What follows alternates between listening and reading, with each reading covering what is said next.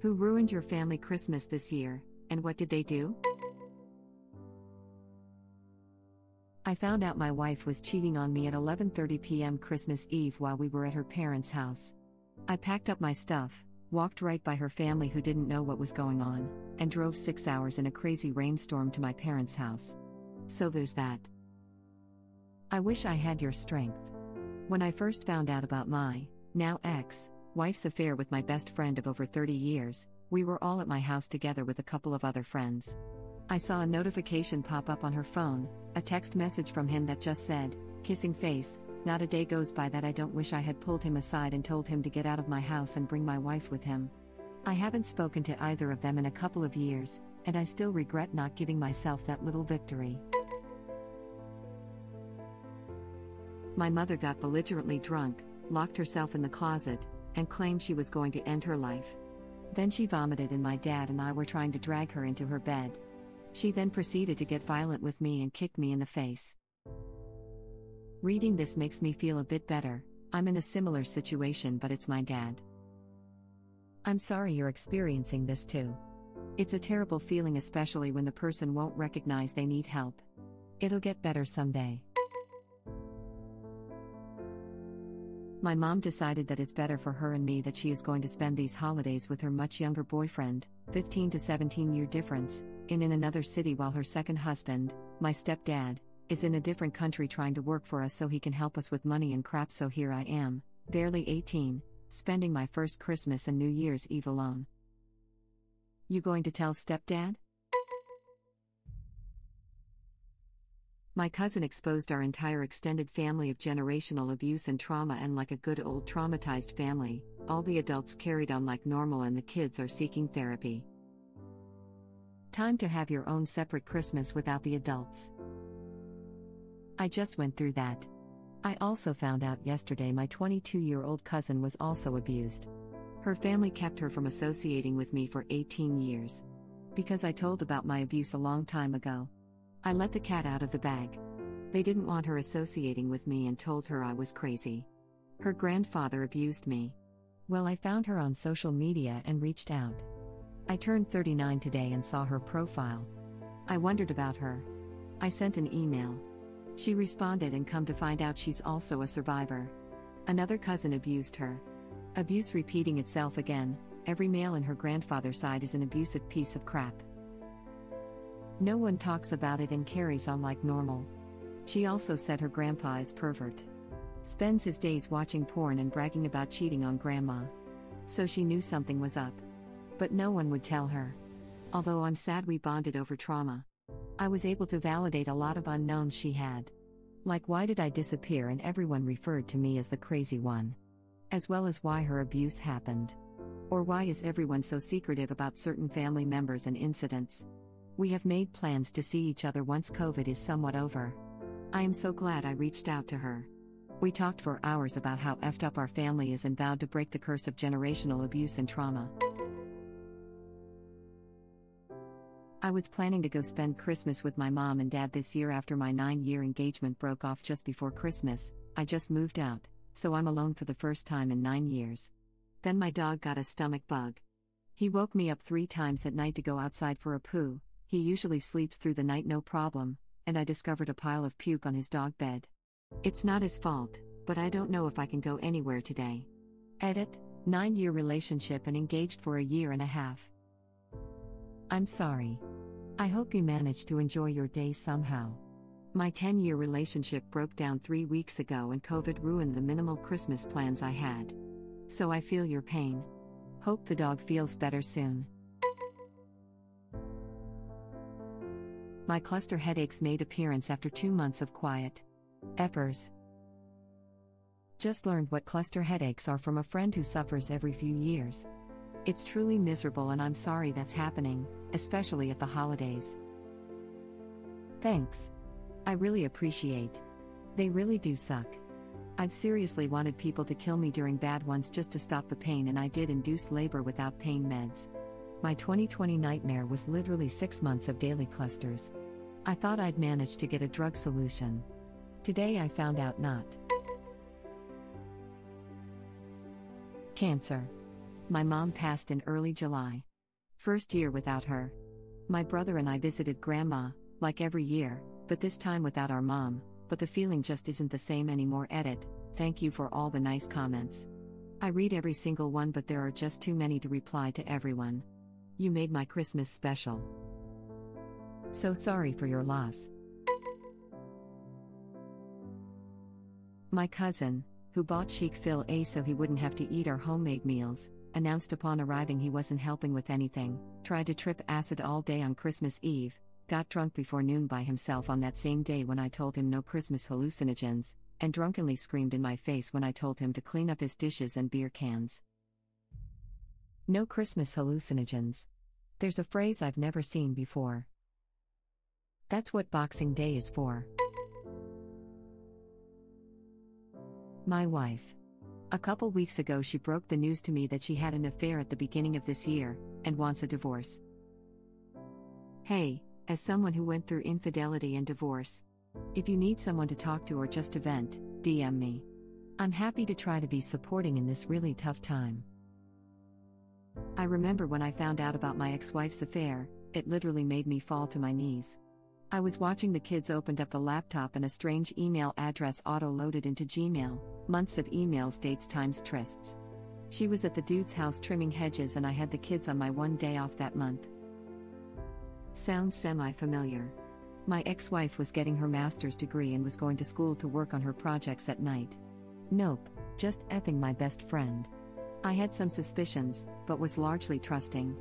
She did admit they kissed, but shortly after that I found her hidden email address that went back months and months, to even before we were married. It was about 6 months into our marriage, after 5 years of being together, I found this. Good times. Babe. Are my blowjobs good? Like, I'm just wondering. Yes, of course they are great, as if I'm going to criticize. But in hindsight I understand now why they wanted criticism. My body, I guess. I have a condition that is rapidly worsening, and on Christmas Eve my doctor told me it's gotten so bad I may need to be in urgent care at the hospital on Tuesday. It's all I've been thinking about, I can't even sleep. Hey, as someone dreading some horrible news on the 28th and 29th too, I'm with you.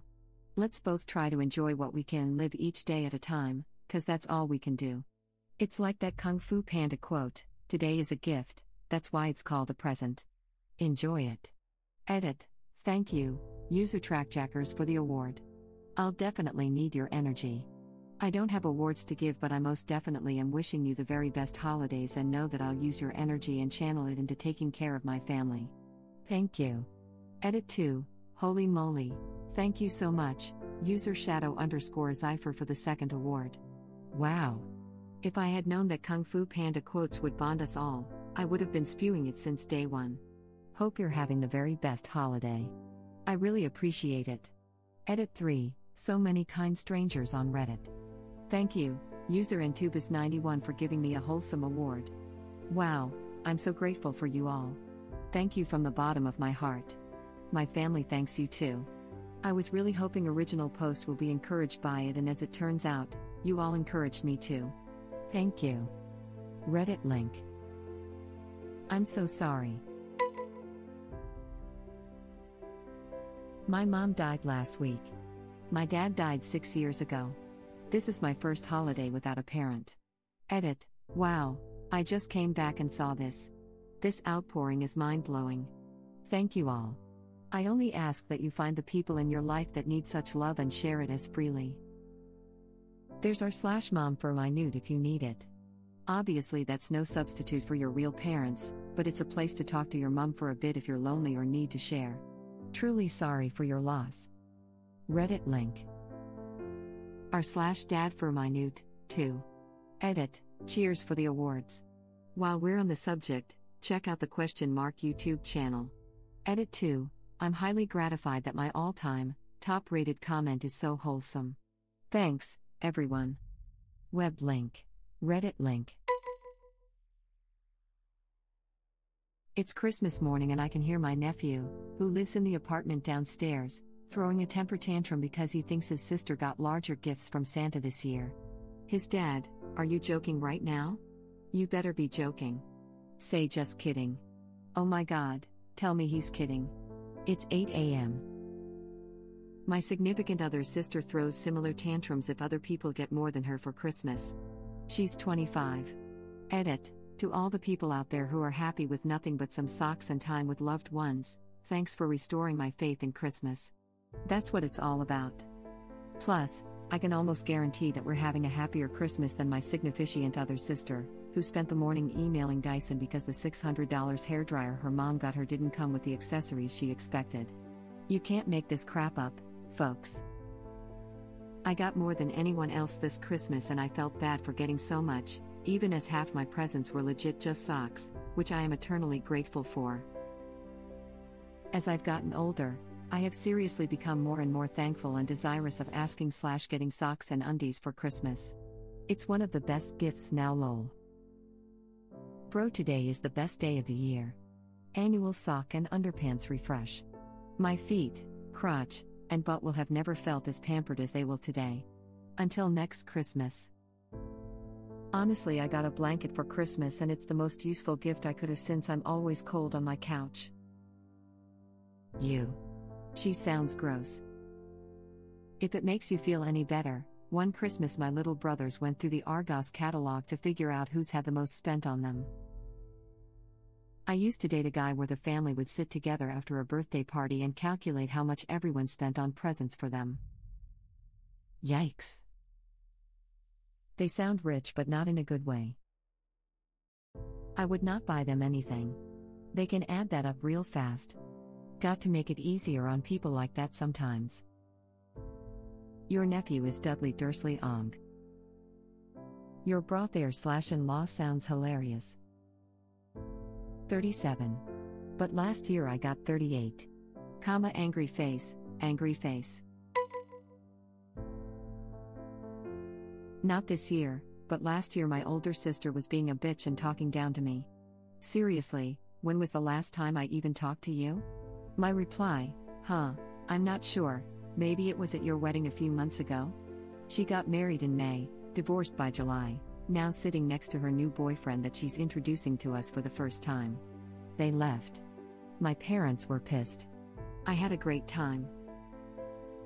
Okay, story time please. Right, so, my sister and I have never gotten along very well. She got engaged and married within maybe 4 to 5 months when she was 21. We went wedding dress shopping on Valentine's Day, wedding at the end of May. By the 4th of July, her new husband moved out of their house and in with his parents. The divorce wasn't officially finalized until the next Valentine's Day. So technically, this was while she was still legally married. She quickly met a new guy and decided to bring him to Christmas. The new boyfriend had a few beers and started acting like a jackass. He pointed to the semicolon tattoo I have on my wrist and said, "Doesn't that mean you got raped?" She laughed. I did not. A bit of time passed and she started picking on me. Just being mean to impress her new BF. So I brought up the wedding. Everyone went dead silent for a second. The boyfriend laughed. She did not. She grabbed him by the arm and said, "We're leaving." And they did. Edit. A lot of people have been asking about the semicolon tattoo. It's a symbol for mental health. When writing, an author can choose to use a period to end a sentence, or they could choose to use a semicolon to pause the sentence and continue on. It represents the choice to pause and continue living. Many people decide to get a semicolon tattoo to show they are a survivor. For others, it shows solidarity and support for those who are struggling. Your sister sounds like a real pleasant person. Extremely. Doesn't that mean you got raped? Who the F says something like that? Your sister and her new boyfriend seem to deserve each other. Good for you for standing up for yourself. Just for anyone else who had to look it up or wants to know, a semicolon tattoo is a mark of solidarity for suicide awareness and care and such. I can see correcting them with this being another excellent source of awkward silence. My wife has the same tattoo. Merry Christmas, you're awesome. And F that guy, and F your sis. Haha damn, savage of you but F it. They sound like awful miserable people. I also hate when people are cruel to try and impress someone. The epitome of gross. No one ruined Christmas, but my granddad has been in the hospital for almost 2 weeks and unfortunately, he can't be home for Christmas. We've never had a Christmas without him for all 20 years of my life. Due to COVID, we can't visit either. Gave him a call this morning and it put a lump in my throat. He mentioned he got a gift from the ward which got him emotional and nearly got me in tears. He calmed down and started to tell me about the turkey dinner he's having today, which he's excited about. Good news though, he should be home before New Year. 21 here.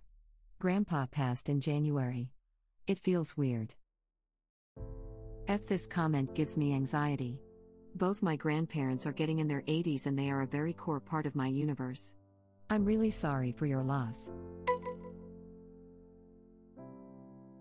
My manager, who told everyone that they had to work today and gave himself the day off. On a brighter note, I remember my first day working retail on Christmas Eve. Store closed at 6 p.m. and store staff was only supposed to go home when the store was spotless and returns were empty. We expected 8 to 10 p.m., as that's how shifts would normally go, but store director went home at 5:30. So at about 6:05 the manager left in charge said if Big Boss Man wanted store perfect he could have stayed himself. Told everyone to go home and have a Merry Christmas. And that she would take any flack herself. Rumor was said she told him to quote shut your Grinch ass the F up, and fire me, dip crap.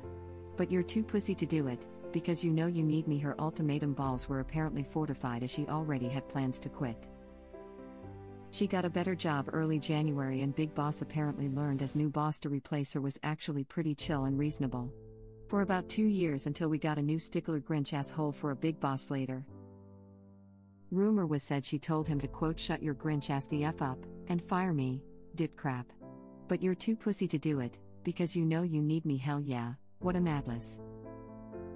I had a partner once who, on a call with our boss's staff, after we had been treated pretty crappy for a few months, said, then effing fire me, sir. Just do it already. You know why you won't? Because you don't have the authority to fire me. The boss doesn't have the authority. And no one wants to take this position anyways because you just crap on them. A couple weeks later our boss was asking her if she knew what I was doing after the current assignment, because we need good people like him on our staff. She laughed. He asked why. Because you treat him like crap all the time. He'll be going to a next level up staff, but it won't be yours. She's great. Thank you for watching. If you like our videos, please like them on YouTube. And share them with your friends. Please subscribe to be the first to know about Red Rabbit Reader's new videos. We welcome your comments below. Another of our videos will begin shortly.